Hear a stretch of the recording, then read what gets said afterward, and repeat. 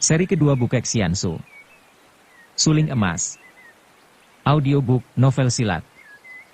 Cerita, Ho Ping Hu. Bab 22. Matanya tetap mencari-cari dan ia agak kecewa tidak melihat Ban Pilocia di tempat itu. Di panggung yang sengaja dibuat, duduklah Raja Hitan, ditemani Baisan, Kalisani, belasan orang panglima tinggi lainnya, dan di samping raja ini duduk pula seorang gadis yang cantik jelita, pakaiannya serba hijau, pedang yang bergagang indah tergantung di belakang punggung. Inilah putri mahkota Tayami, dan Kui Seng juga dapat menduganya karena seringkali ia mendengar nama putri ini disanjung-sanjung orang dalam perjalanannya di daerah Hitan. Pada saat itu, 6 orang penunggang kuda masing-masing, berdiri sejajar dan agaknya menanti tanda untuk segera berlomba lari cepat. Kui Seng melihat betapa di sebelah depan dipasangi tombak berjajar-jajar, antara 2 meter tingginya dan ada 4 meter lebarnya. Tombak-tombak itu memenuhi jalan dan dipasang amat kuatnya, gagangnya menancap pada tanah dan ujungnya yang runcing di atas.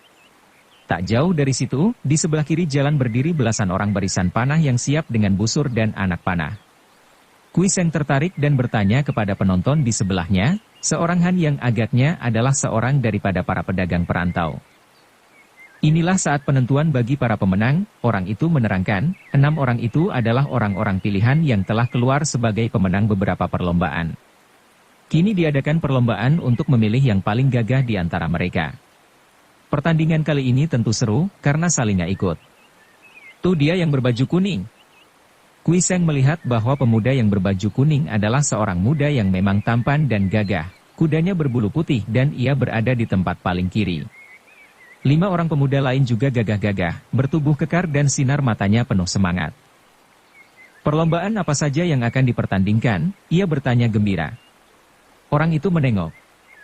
Melihat orang yang bertanya, biarpun dari suaranya jelas seorang Han, namun pakaiannya yang compang-camping dan sikapnya yang bebas lepas dan tertawa-tawa menunjukkan bahwa orang ini tak beres otaknya, maka ia lalu menjawab singkat, "Kau lihat saja, tak usah banyak tanya."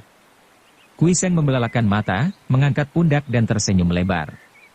Manusia di mana-mana masih belum dapat melempar wataknya yang buruk, yaitu menilai seseorang dari pakaiannya. Makin indah pakaianmu, makin dihormat oranglah kamu. Akan tetapi ia tidak peduli dan melongok-longok, mendesak di antara banyak orang untuk dapat menonton lebih jelas. Sementara itu, di panggung, Baisan memohon kepada raja untuk mengikuti pertandingan ini. "Ah," jawab Raja Kuluhan. "Siapa yang tidak tahu bahwa kau adalah panglima muda dan memiliki kepandaian tinggi? Apa perlunya kau hendak ikut pertandingan?" Baisan tersenyum. "Hamba rasa amatlah perlu, untuk memberi contoh dan menambah kegembiraan para peserta, dan hal ini dapat menarik perhatian para muda kita agar mereka berlatih lebih giat lagi.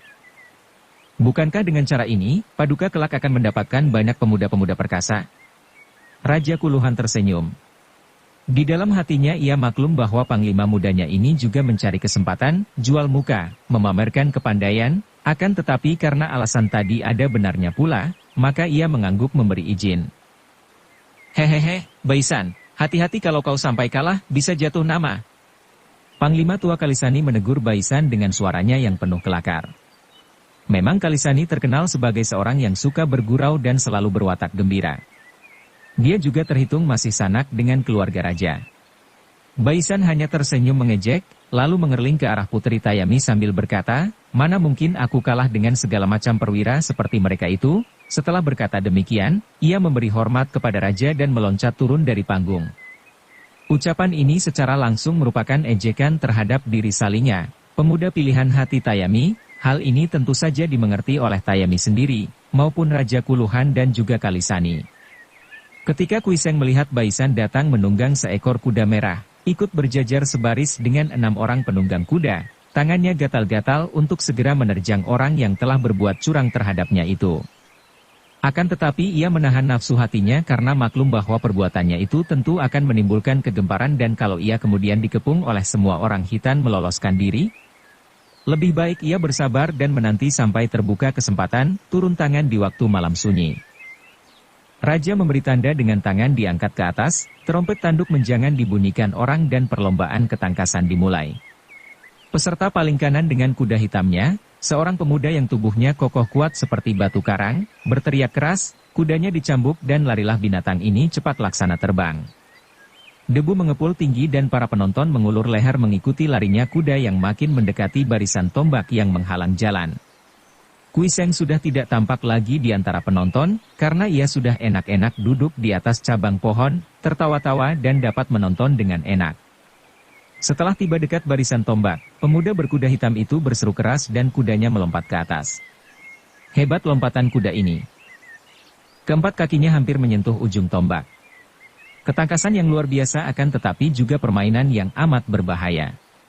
Sebuah saja dari keempat kaki kuda itu menyentuh mata tombak, tentu tubuh kuda akan terguling dan jatuh di ujung banyak tombak, mungkin berikut penunggangnya. Namun kuda hitam bersama penunggangnya amatlah tangkas. Secepat kilat kuda itu sudah mewakili barisan tombak dan turun dengan selamat, menimbulkan debu mengebul tinggi dan sorak-sorai tepuk tangan gemuruh dari para penonton. Raja mengangguk puas. Makin banyak ia mempunyai orang-orang setangkas itu, makin kuatlah kerajaan Khitan.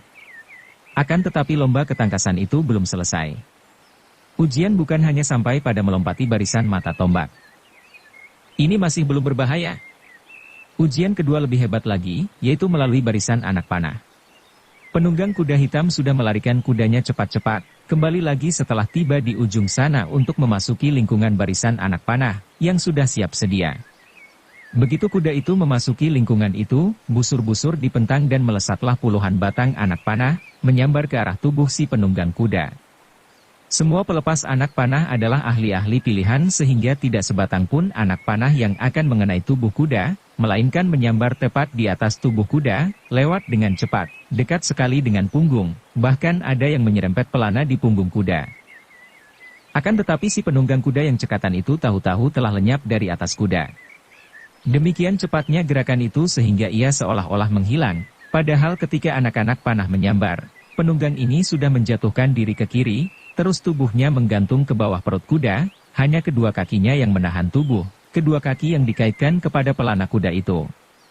Kuda lari terus, penunggangnya bergantung di bawahnya, sungguh ketangkasan yang mengagumkan. Tepuk tangan dan sorak-sorai menyambut ketangkasan ini setelah kuda beserta penunggangnya selamat melewati barisan anak panah. Dengan gerakan indah si penunggang mengayun tubuhnya dan dari sebelah kanan perut kuda ia telah duduk kembali dengan tegaknya. Ujian ketiga adalah ujian ketangkasan memanah.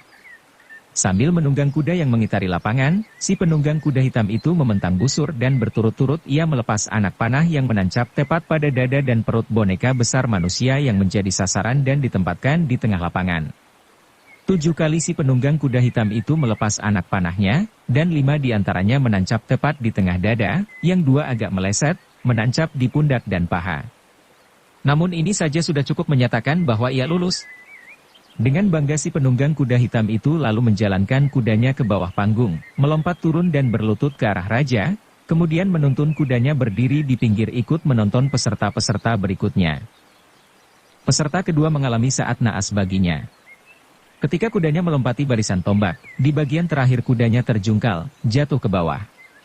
Perut kuda tertembus tombak-tombak itu dan penunggangnya pun mengalami nasib yang sama, perut dan dadanya tembus oleh tombak. Penonton berseru kengerian dan beberapa orang penjaga segera lari mendatangi untuk membawa pergi mayat kuda dan orang. Korban mulai jatuh dan permainan berbahaya ini, dan penonton mulai tegang. Peserta ketiga selamat melampaui barisan tombak, dan ketika melampaui barisan anak panah, kurang cepat ia bersembunyi sehingga pundak dan pahanya terserempet anak panah. Dalam keadaan luka ringan ini ketika ia memanah orang-orangan, di antara 7 batang anak panahnya, hanya 2 yang mengenai sasaran, maka tentu saja ia pun dinyatakan gagal. Peserta keempat hanya berhasil melampaui barisan tombak. Ia terjungkal roboh dengan anak panah menancap di perut dan lehernya. Kembali ada korban yang kehilangan nyawanya dalam lomba ketangkasan ini. Namun para penonton tidak lagi menjadi ngeri. Bahkan menjadi makin tegang, karena sekarang ternyata oleh mereka betapa sukarnya olah ketangkasan yang diperlombakan ini. Ketika peserta kelima yang mukanya sudah pucat melihat betapa rekan-rekannya gagal bahkan ada yang tewas itu membentak kudanya mulai lari membalap, semua orang memandang penuh ketegangan. Peserta kelima ini tubuhnya jangkung kurus namun bahunya bidang dan lengannya kelihatan kuat. Ia berhasil melompati barisan tombak, berhasil pula melewati barisan anak panah dengan cara sembunyi di bawah perut kuda seperti dilakukan peserta pertama. Akan tetapi ketika ia memperlihatkan keahliannya memanah, di antara 7 batang anak panahnya hanya 2 yang menancap pada perut sasaran, yang 5 meleset semua. Kegagalan inilah yang menyebabkan ia dianggap tidak lulus, tidak diterima menjadi calon panglima dan hanya dinaikkan pangkatnya 1 tingkat saja. Namun ia masih beruntung kalau dibandingkan dengan rekan-rekannya yang tewas atau terluka parah. Tibalah kini giliran Salinga. Begitu pemuda berkuda putih ini maju, para penonton bertepuk tangan. Pemuda ini amatlah tampan dan sikapnya tenang, jelas bahwa orangnya rendah hati dan tidak sombong, namun pandang matanya yang tajam itu membayangkan semangat dan keberanian yang luar biasa. Para penonton yang sudah tahu bahwa pemuda ini adalah pilihan putri mahkota, tentu saja simpati dan mengharapkan pemuda ini akan berhasil baik dan lulus. Sebaliknya, Putri Tayami dia pun kelihatan tenang-tenang saja, diam-diam ia merasa khawatir kalau kekasihnya takkan berhasil. Perlombaan atau ujian sehebat ini hanya diadakan beberapa tahun sekali kalau raja berkenan hendak memilih calon-calon panglima yang harus benar-benar gagah perkasa. Seperti juga yang lain-lain. Salinga membawa kudanya ke depan panggung, lalu ia turun dan memberi hormat sambil berlutut ke arah raja. Kemudian matanya mengerling sekilas ke arah kekasihnya. Alangkah besar hatinya ketika ia menerima kiriman senyum dari Tayami, senyum yang menimbulkan keyakinan di dalam hatinya bahwa demi untuk putri pujaannya, ia harus dan akan berhasil. Pada saat ia bangun kembali dan melompat ke atas punggung kudanya, tiba-tiba terdengar suara derap kaki kuda dan tahu-tahu seekor kuda berbulu merah telah berada di dekatnya. Salinga tercengang ketika mengenal penunggangnya yang bukan lain adalah Panglima Muda Baisan. Segera ia menjura di atas kuda putihnya dan berkata, "Salam, Tuan Panglima." "Salam, perwira Salinga yang gagah," balas Baisan. "Ada pesan apa gerangan yang hendak Tuan sampaikan kepada saya?" "Tidak ada apa-apa Salinga. Hanya, melihat bahwa peserta terakhir tinggal engkau seorang dan aku yang hendak mencoba-coba sukarnya ujian, sebaliknya kita lakukan itu bersama. Bukankah hal itu akan menambah kegembiraan dan akan membesarkan hati kita, juga menggembirakan para penonton?" Tentu saja Salinga maklum bahwa di antara para saingannya dalam berebut hati Tuan Putri, Baisan ini merupakan saingan terberat dan juga paling berbahaya. Sudah seringkali kekasihnya, Putri Tayami, memperingatkan agar ia berhati-hati terhadap Baisan. Ia tentu saja dapat menduga bahwa Panglima Muda yang sebetulnya juga pangeran ini mempunyai maksud tersembunyi dalam mengajak ia melakukan ujian bersama. Terang bahwa Baisan takkan mungkin berani mencelakainya di depan begitu banyak saksi, di antaranya raja dan putri mahkota sendiri. Salinga menaruh curiga dan tidak suka, akan tetapi betapapun juga, tak dapat ia menolak, tak dapat ia berlaku tidak hormat kepada Baisan. Pertama, Baisan adalah Panglima Muda, jadi masih termasuk atasannya biarpun ia dimasukkan ke dalam pasukan yang langsung dikepalai Panglima Tua. Kedua, Baisan adalah putra raja sendiri, biarpun hanya putra selir yang tidak begitu harum namanya karena menjadi selir raja atas kehendak suaminya yang kemudian dihukum mati. Tuan Panglima amat gagah perkasa, tentu saja ujian ini sebagai main-main belaka, berbeda dengan saya yang harus mempertaruhkan nyawa untuk dapat lulus. Kata Salinga merendah. Mendengar ini, Baisan tertawa bergelak dan sengaja berkata dengan suara keras agar terdengar orang lain, terutama tentu saja, agar terdengar Putri Tayami. "Hahaha, mempertaruhkan nyawa untuk permainan macam itu saja? Haha, kau berkelakar, Salinga. Siapa yang tidak tahu akan ketangkasanmu? Hayolah, jangan membuang waktu lagi. Kuda kita sama-sama baik, usiamu lebih muda daripada usiaku, tentu kau lebih tangkas." "Haha." Baisan lalu mencambuk kudanya yang melesat maju. Merah muka Salinga karena ia maklum apa yang dimaksudkan oleh Baisan tadi, akan tetapi ketika ia mengerling ke arah panggung, ia melihat Tayami kembali tersenyum kepadanya, senyum yang mengatakan berpihak kepadanya. Ia pun tersenyum pula dan mencambuk kuda putihnya yang terbang maju ke depan. Penonton bersorak riuh rendah. Hebat memang melihat kedua orang gagah itu. Kuda yang mereka tunggangi juga merupakan kuda pilihan. Kuda putih tunggangan Salinga adalah kuda pemberian Putri Tayami, tentu saja merupakan kuda pilihan dari kandang istana. Adapun kuda merah tunggangan Baisan juga datang dari kandang istana, Karena kuda ini hadiah dari raja sendiri ketika ia berhasil menumpas pasukan musuh beberapa hari yang lalu. Banyak di antara penonton hanya mendengar kegagahan Panglima Muda dari cerita para anggota pasukan belaka, jarang ada yang pernah menyaksikan sendiri, maka kesempatan yang amat baik tentu saja menggembirakan hati mereka. Sementara itu, Kuiseng yang ikut merasa tegang dan gembira, tiba-tiba terkejut bukan main ketika ia mendengar suara berkeresekan di atasnya dan ketika ia mengangkat mukanya, ia melihat seorang kakek tua sudah duduk di atas cabang, hanya 2 meter di sebelah atasnya. Inilah yang membuat ia merasa kaget bukan main. Biarpun ia tadi memperhatikan ketegangan di bawah, namun bagaimana ia tidak dapat mendengar ada orang yang tahu-tahu berada di atasnya? Ia memperhatikan kakek itu. Kakek yang aneh sekali. Pendek, luar biasa pendeknya paling-paling 1 meter tingginya. Tubuhnya, kaki tangannya, kecil seperti kaki tangan anak berusia 10 tahun, akan tetapi kepalanya sebesar kepala orang dewasa, bahkan lebih besar lagi tampaknya karena rambutnya yang penuh uban itu riap-riapan, kumis jenggotnya memenuhi separuh muka, alisnya juga panjang sampai ke pipi, bibir yang merah tampak membayang di antara kumis jenggot. Tersenyum-tersenyum lebar dan matanya yang kecil itu bersinar gembira seperti anak yang nakal. Di pundaknya sebelah kanan bertengger seekor burung hantu atau burung malam yang matanya seperti mata kucing, kelihatan cerdik licik dan menakutkan. Sekali pandang saja maklumlah Kuiseng bahwa kakek pendek aneh yang duduk di sebelah atasnya itu adalah seorang yang berkepandaian tinggi, maka ia bersikap hati-hati dan waspada. Ia tidak pernah mendengar di dunia Kang Ou ada tokoh macam ini, maka ia tidak tahu dari golongan mana kakek ini dan bagaimana pula sepak terjang serta wataknya. Karena sejak tadi ia sendiri tidak pernah memperlihatkan kepandaiannya, bahkan ketika naik ke atas pohon itu pun ia mendaki seperti orang biasa, maka Kuiseng merasa yakin bahwa tak seorang pun dapat menduga ia berkepandaian, juga kakek itu tentu tidak. Maka ia segera pura-pura tidak melihatnya, atau tidak mempedulikannya, tertawa-tawa dan bertepuk-tepuk tangan melanjutkan keasyikannya tadi menonton perlombaan. Tangkas sekali Salinga dengan kuda putihnya. Sambil mengeluarkan teriakan nyaring, Salinga mencambuk dan kudanya melompat ke atas melewati barisan tombak. Rambut dan ujung baju Salinga berkibar-kibar bersama ekor kuda ketika mereka melayang di atas barisan tombak, selamat sampai di ujung dan turun kembali ke atas tanah. Akan tetapi, lebih hebat sorak-sorai menyambut lompatan kuda merah yang ditunggangi Baisan. Panglima muda ini sengaja melompat tepat di belakang Salinga dan begitu kuda merahnya melompat diam-diam Baisan mengerahkan Luekang dan ginkangnya.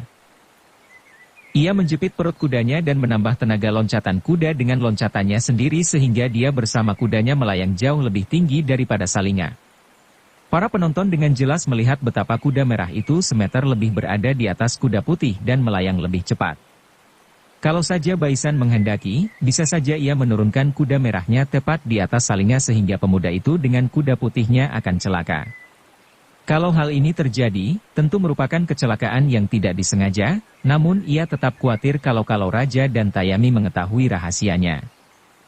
Selagi para penonton menahan napas dan berseru kaget melihat kuda merah meluncur di atas kuda putih, tiba-tiba Baisan berseru keras sekali dan tahu-tahu kuda merahnya itu berjungkir balik membuat salto di udara dan turun beberapa meter di sebelah depan kuda putih. Gemuruh sorak dan tepuk tangan menyambut pertunjukan yang hebat ini. Bahkan Kuiseng sendiri yang ikut bertepuk tangan, diam-diam terkejut dan kagum menyaksikan kelihayan Baisan. Ia tahu bagaimana caranya Baisan melakukan semua itu, dan inilah pula yang menyebabkan ia kagum karena tokoh hitam itu ternyata amat maju dalam Luekang dan ginkangnya. Kalau semua orang bertepuk dan bersorak, adalah kakek di atas Kuiseng itu bersungut-sungut, "Ah, bau! Bau!" Kuiseng mendengar ini akan tetapi pura-pura tidak dengar dan tidak tahu, karena sebenarnya ia pun tidak mengerti mengapa kakek itu mengatakan bau. Bau apa sih? Dengan lagak dibuat-buat Baisan sengaja minggirkan kudanya dan memberi isyarat dengan tangan agar Salinga melarikan kudanya terlebih dahulu memasuki barisan anak panah. Para penonton sudah diam semua karena kini mereka mulai merasa tegang. Bagaimanakah gerangan cara kedua orang gagah ini menghadapi hujan anak panah? Apakah juga seperti yang dilakukan peserta pertama tadi bersembunyi di bawah perut kuda? Cara seperti ini memang amat populer di antara orang-orang Khitan dan boleh dibilang setiap prajurit mempelajarinya, walaupun tidak banyak berhasil baik karena cara ini hanya dapat menyelamatkan diri dalam keadaan darurat saja. Dalam keadaan darurat saja.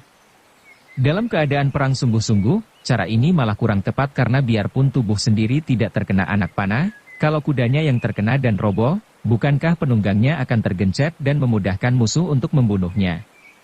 Betapapun juga, cara lain tidak ada dan kini menyaksikan dua orang muda itu memasuki barisan panah, tentu saja para penonton, termasuk raja sendiri dan juga putri mahkota, memandang penuh perhatian dan ketegangan. Ketika kudanya telah memasuki barisan anak panah, begitu terdengar menjepret dan anak panah menyambar-nyambar. Sekali menggentakkan tubuhnya, Salinga telah meloncat dan berdiri di atas punggung kudanya, berdiri sambil menekuk lutut membuat tubuhnya sependek mungkin, hampir berjongkok. Dengan begini, anak panah menyambar ke arahnya ke seluruh bagian tubuh dari kepala sampai ke kaki. Karena para pemanah itu memang diperintahkan untuk memanah si penunggang kuda dan sama sekali tidak boleh memanah kudanya. Begitu puluhan batang anak panah itu sudah menyambar dekat, tiba-tiba Salinga berseru keras dan tubuhnya mencelat ke atas dalam keadaan masih seperti berjongkok. Kudanya lari ke depan, akan tetapi karena Salinga juga mencelat ke depan, ketika ia turun lagi, tepat kakinya tiba di atas pelana kudanya. Kembali anak panah menyambar, akan tetapi kembali tubuh Salinga mencelat ke atas dan demikianlah secara bertubi-tubi anak panah itu dapat dielakkan sambil meloncat ke atas dengan gerakan yang tangkas sekali. Sorak-sorai menyambut cara menghindarkan anak-anak panah ini, cara yang dianggap lebih tangkas dan lebih berani daripada cara bersembunyi di perut kuda. Akan tetapi sudah tentu saja merupakan cara yang lebih sukar, yang hanya dapat dipelajari orang-orang pandai. Tiba-tiba sorak-sorai lebih menggegap gempita ketika Baisan dengan tenangnya memasuki barisan anak panah bersama kudanya yang ia jalankan seenaknya saja. Anak panah menyambar bagaikan hujan ke arahnya, namun panglima muda ini sama sekali tidak membuat gerakan mengelak. Semua orang termasuk raja kaget karena bagaimana orang itu begitu enak-enakan sedangkan puluhan anak panah menyambar dengan cepat ke arahnya. Akan tetapi tiba-tiba Baisan menggunakan cambuk di tangan kanan yang diputar-putar cepat sekali, menangkis semua anak panah yang runtuh ke kanan kiri begitu terkena sambaran cambuk yang diputar. Tangan kirinya juga ikut membantu, begitu lengan baju yang kiri menyampok, anak panah menyeleweng atau terpental kembali. Kuiseng diam-diam memuji. Kiranya Baisan sudah banyak maju dan kalau dibandingkan dengan beberapa tahun yang lalu. Ah, bau. Tengik dan kecut. Jembel busuk tak pernah mandi. Terdengar makian perlahan di sebelah atas Kuiseng. Mendengar makian ini, Kuiseng mengerutkan kening. Kurang ajar, pikirnya. Kiranya yang dimaki bau tengik dan kecut adalah dia. Dengan hati mendongkol Kuiseng berdongak, memandang kakek itu yang juga memandang kepadanya sambil menutup lubang hidung dengan telunjuk dan ibu jari yang menjepit hidung. Hehe, kakek cebol. Bau tengik dan kecut itu datangnya dari jenggot dan kumismu. Coba kau cukur bersih cambang baumu, tentu lenyap bau tak enak itu, hehehe. Mendengar ini, kakek itu melepaskan dekapan pada hidungnya, lalu tangannya menyambar jenggot dan kumisnya yang panjang, dibawa dekat-dekat ke ujung hidung lalu ia mendengus-dengus dan mencium-cium. Mendadak ia berbangkis 2 kali. Hacing! Hacing! Apek, apek!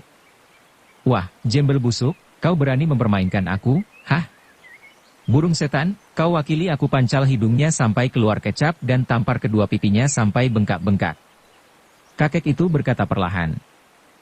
Kuiseng memang sudah siap sedia menghadapi segala kemungkinan, karena orang takkan dapat menduga apa yang akan dilakukan seorang kakek aneh seperti itu, akan tetapi ia kaget juga ketika tiba-tiba sesosok sinar abu-abu menyambar ke arah mukanya, kiranya burung hantu itu telah menyerang dengan gerakan terbang yang sama sekali tidak menimbulkan bunyi. Tahu-tahu burung itu telah menggunakan paruhnya untuk mematuk hidungnya, disusul tamparan dengan kedua sayap burung itu ke arah kedua pipinya.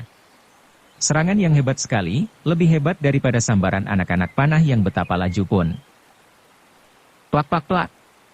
Beberapa helai bulu burung rontok dan burung itu sendiri mengeluarkan suara, hup-hup, terbang ke atas, lalu lenyap ke atas pohon, mengeluh kesakitan. Hidung Kuiseng sama sekali tidak mengeluarkan kecap dan sepasang pipinya tidak bengkak-bengkak seperti yang diharapkan kakek cebol itu. Kuiseng masih duduk enak-enakan dan tidak pedulikan lagi kakek di atasnya, melainkan menonton kelanjutan perlombaan di bawah. Tadi ia menggunakan sentilan dan tamparan mengusir burung tanpa membunuhnya karena ia tahu bahwa burung itu tidak bersalah apa-apa, hanya memenuhi perintah si kakek cebol.